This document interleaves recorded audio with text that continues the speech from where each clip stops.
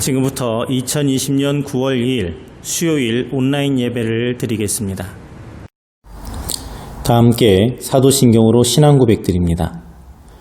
나는 전능하신 아버지 하나님 천지의 창조주를 믿습니다. 나는 그의 유일하신 아들 우리 주 예수 그리스도를 믿습니다. 그는 성령으로 잉태되어 동정녀 마리아에게서 나시고 본디오 빌라도에게 고난을 받아 십자가에 못 박혀 죽으시고 장사된 지 사흘 만에 죽은 자 가운데서 다시 살아나셨으며 하늘에 오르시어 전능하신 아버지 하나님 우편에 앉아 계시다가 거기로부터 살아있는 자와 죽은 자를 심판하러 오십니다. 나는 성령을 믿으며 거룩한 공교회와 성도의 교제와 죄를 용서받는 것과 몸의 부활과 영생을 믿습니다. 아멘. 찬송가 96장 찬양합니다.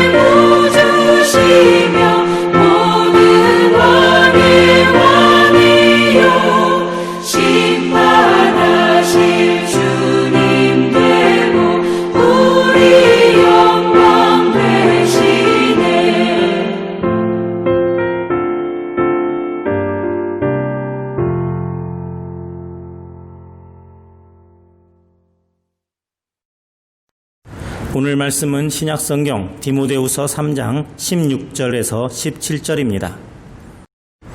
함께 봉독합니다. 모든 성경은 하나님의 감동으로 된 것으로 교훈과 책망과 바르게 함과 의로 교육하기에 유익하니 이는 하나님의 사람으로 온전하게 하며 모든 선한 일을 행한 능력을 갖추게 하려 함이라. 아멘. 오늘 본문을 가지고 생명의 말씀이란 주제를 나누겠습니다. 오늘은 성경에 대한 말씀을 함께 나누고자 합니다. 우리가 들고 있는 성경은 66권입니다. 구약과 신약, 이 66권을 정경이라고 불러요. 정식으로 성경으로 채택되었다 하는 말씀입니다. 그런데 이 66권 외에도 채택되지 못한 성경들이 있어요. 그것을 외경이라고 합니다.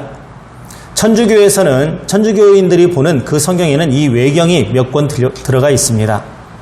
그리고 성경 같은데, 성경의 내용 같은데 전혀 하나님의 말씀과 그 뜻이 맞지 않는 그런 내용을 가짜라고 해서 위경이라고 그렇게 부릅니다. 과거에 신학자들이 모여서 이 66권, 우리가 가지고 있는 성경을 정경으로 채택을 했습니다.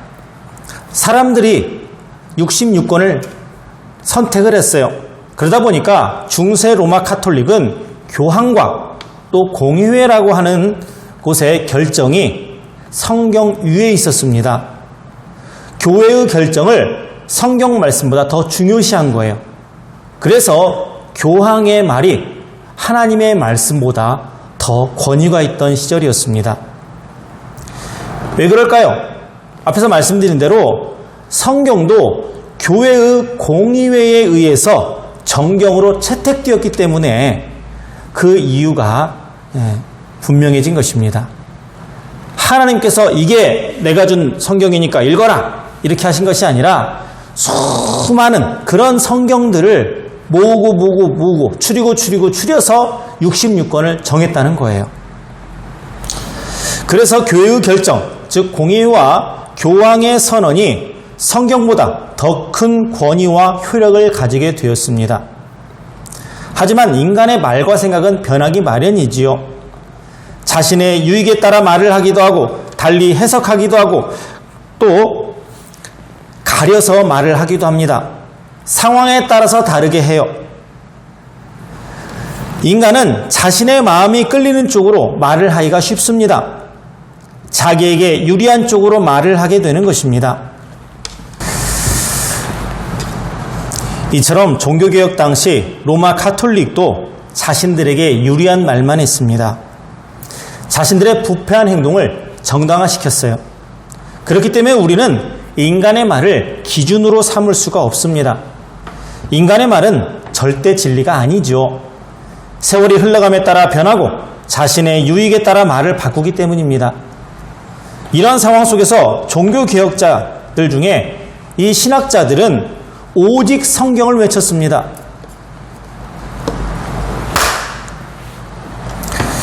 이처럼 종교개혁 당시 로마 카톨릭도 자신들에게 유리한 말만 했습니다. 자신들의 부패한 행동을 정당화시켰어요. 그렇기 때문에 우리는 인간의 말을 기준으로 삼을 수가 없습니다. 인간의 말은 절대 진리가 아닙니다. 아무리 훌륭한 사람, 훌륭한 위인이 하는 말이 100%다 진리고 100% 다 맞을 수는 없습니다. 세월이 흘러감에 따라 변하고 자신의 유익에 따라 말을 바꾸기 때문입니다. 이러한 상황 속에서 종교개혁 신학자들은 오직 성경이라는 구호를 외쳤습니다.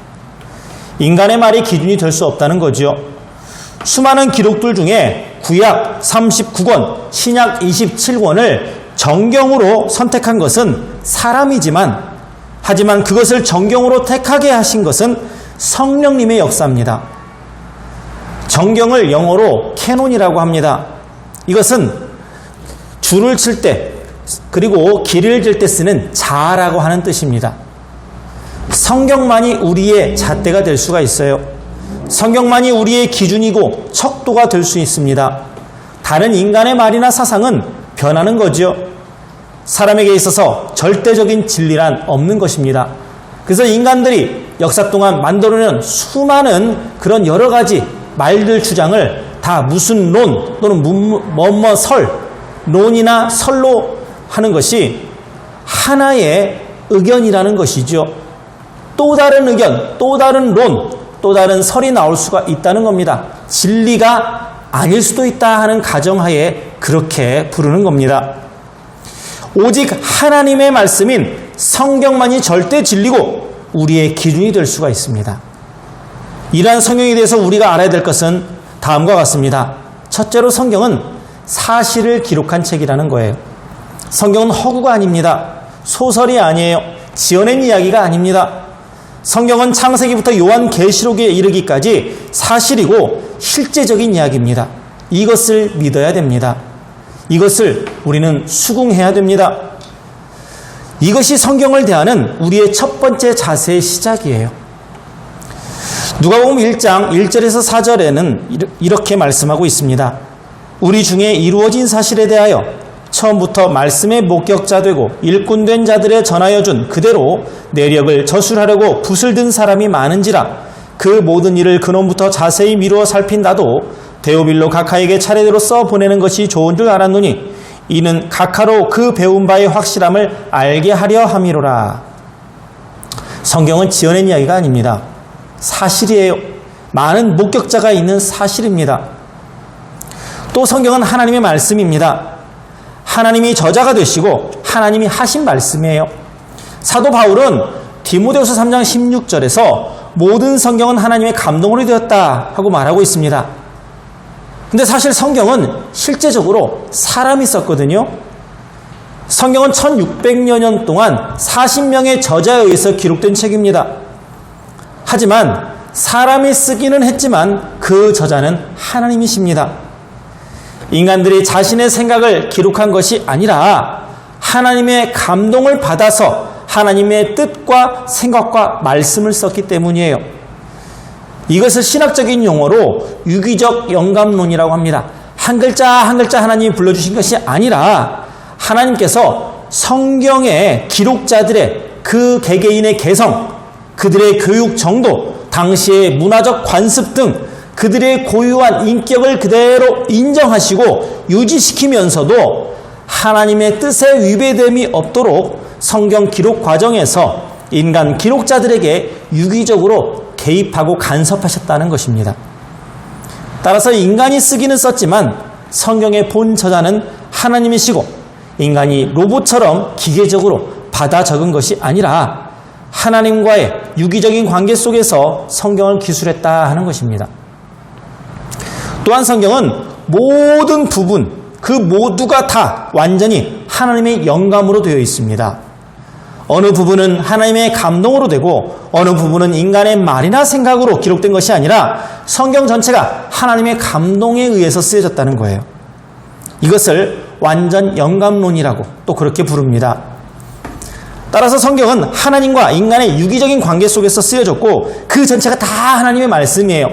이건 좀 모순 같은데, 이건 좀 틀린 것 같은데, 당시 고고학적 역사하고는 좀 뭔가 좀 다른 것 같은데, 이렇게 보시면 안 된다는 겁니다. 하나님은 성경을 사실 그대로 기록하셨고 그 저자를 하나님으로 그렇게 믿도록 하셨습니다. 그리고 성경은 생명의 말씀이에요. 오늘 말씀의 핵심입니다. 성경은 우리로 하여금 예수 그리스도를 믿고 구원에 이르게 하는 책입니다. 사도 요한은 요한복음 20장 31절에서 성경의 기록 목적을 다음과 같이 말하고 있어요. 오직 이것을 기록함은 너희로 예수께서 하나님의 아들 그리스도이심을 믿게 하려 함이요 또 너희로 믿고 그 이름을 힘입어 생명을 얻게 하려 함이니라. 예수 그리스도를 나의 구주로 믿고 생명을 얻게 하기 위해서 성경이 기록되었다 하는 것입니다. 따라서 우리는 성경에서 하나님을 만나야 돼요. 주님을 만나야 됩니다. 그때 구원과 생명의 역사가 일어나는 겁니다. 또 사도 바울은 디모데후서 3장 15절에서 성경은 능히 너로 하여금 그리스도 예수 안에 있는 믿음으로 말미암아 구원에 이르는 죄가 있게 하느니라 하고 말씀합니다. 성경을 통해서 창조자 하나님을 만나고 구원자 예수님을 만나는 것입니다. 그리고 성령님의 인도하심으로 예수 그리스도를 구주로 믿어서 구원에 이르게 되는 것입니다. 그래서 성경이 유익한 거예요. 하나님께서 자신의 뜻을 성경을 통해서 우리에게 알려주셨습니다. 이걸 계시라고 합니다. 성경은 거짓이 아닌 진리이고 절대적인 하나님의 말씀이에요. 이 말씀은 인간에 의해서 쓰여졌지만 완전한 하나님의 감동으로 쓰여진 것입니다. 우리의 삶의 기준과 척도는 이 성경이 되어야 됩니다. 다른 인간의 사상이나 생각이 우리의 기준이 되어서는 안 돼요. 어떤 유명한 신학자가, 어떤 유명한 부흥사, 어떤 목사님이 이러이러한 내용을 주장하고 이러이러한 내용의 책을 써서 내가 은혜가 된다, 감동이 되었다. 그거에 좌지우지되지 말라는 거예요. 그 사상에 물들어서는 안 되는 것입니다. 모든 것에 있어서 성경을 기준으로 삼아야 됩니다. 성경에 있는 내용과 다른 얘기를 하면 잘못된 거예요. 성경에 없는 내용을 마치 사실인 양, 진리인 것 마냥 주장하면 잘못된 것입니다. 성경이 교훈하는 바와 책망하는 바를 우리는 따라야 됩니다. 성경에서 죽는다, 그러면 죽는 줄 알아야 돼요. 성경에서 이렇게 해야 된다, 그러면 그렇게 해야 됩니다. 몇천 년 전에 쓰여진 성경이 오늘날 이 다문화적이고 이렇게 멀티적인 세상 속에서 적용이 될까? 세대 차이가 나도 너무 나니까 지금은 지금의 성경 해석이 필요하다. 일리는 있습니다만은 성경 본래의 그런 주장과 말씀과 다르다면 과감히 배척해야 됩니다. 그래야 하나님의 자녀로서 온전케 되는 것입니다. 하지만 무엇보다도 우리는 성경을 통해 하나님을 만나야 돼요. 하나님의 음성을 들어야 됩니다. 주님을 만나고 생명을 얻어야 됩니다. 그게 우리에게 성경이 들려진 이유입니다. 주일날 교회에 들고 오는 것조차 귀찮은 사람들이 있어요. 무거워요. 거추장스러워요. 남들 보기에 부끄러워요. 교회에 성경이 있으니까 가서 성경 펼치면 되지. 스마트폰으로 열어보면 되지. 점점 하나님의 말씀인 성경이 우리를 유익하게 만들고 우리를 구원에 이르게 만드는 이 성경이 점점 배척되고 있어요. 아무 데서나 예배 드리면 되지. 온라인 검색하면 예배들 많이 나오니까 괜찮은 큰 교회 목사님 설교 들으면 되지 뭐. 꼭 교회에만 하나님이 계시는 거 아니잖아. 하나님은 어디에나 계시는 분이잖아. 점점 교회를 배척합니다. 심지어는 예배 드리는 그 몇십 분 되는 시간도 아까워서 귀찮아서 요점만 보려고 그래요. 점점 예배가 밀려납니다. 그래서 결국 하나님이 밀려납니다. 하나님을 만나는 게 귀찮습니다. 여러분, 창조주 하나님을 기억해야 됩니다. 이것이 성경을 우리에게 주신 하나님의 첫째 되는 목적이에요. 여러분 모두가 하나님의 말씀인 성경을 통해서 창조주 하나님을 만나고 기억하며 주님을 만나서 생명을 얻고 성경에 나타난 하나님의 뜻을 삶의 기준으로 삼아서 하나님의 자녀로서 온전한 삶을 사는 그러한 복된 여러분 되시기를 주님의 이름으로 축원합니다. 기도합니다. 하나님 아버지, 저에게 주신 이 성경의 말씀을 소홀히 여기지 아니하고 하루 한 구절이라도 저희들 그 말씀을 생명의 양식으로 여기며 날마다 잊게 하여 주시고 그 말씀이 나를 살리는 귀한 약이 되게 하여 주시옵소서. 일주일에 한 번 보는 성경이 되지 않게 하여 주시옵소서. 날마다 성경 말씀대로 살려고 하는 그런 몸부림 속에 하나님의 은혜가 저희의 삶 가운데 임할 줄 믿습니다.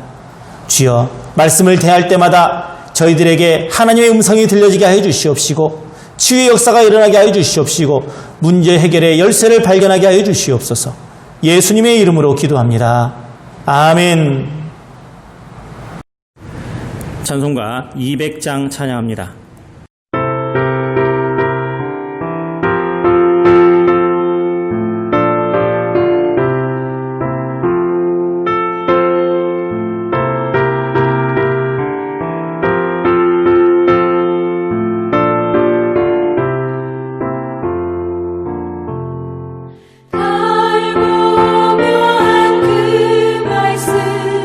생명의 말씀을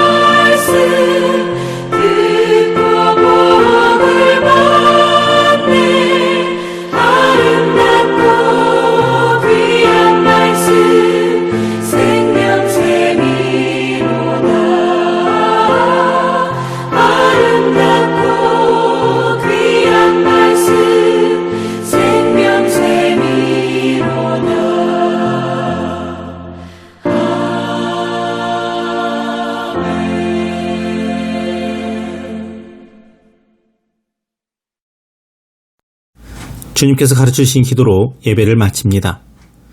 하늘에 계신 우리 아버지, 아버지의 이름을 거룩하게 하시며 아버지의 나라가 오게 하시며 아버지의 뜻이 하늘에서와 같이 땅에서도 이루어지게 하소서. 오늘 우리에게 일용할 양식을 주시고 우리가 우리에게 잘못한 사람을 용서하여 준 것 같이 우리 죄를 용서하여 주시고 우리를 시험에 빠지지 않게 하시고 악에서 구하소서. 나라와 권능과 영광이 영원히 아버지의 것입니다. 아멘.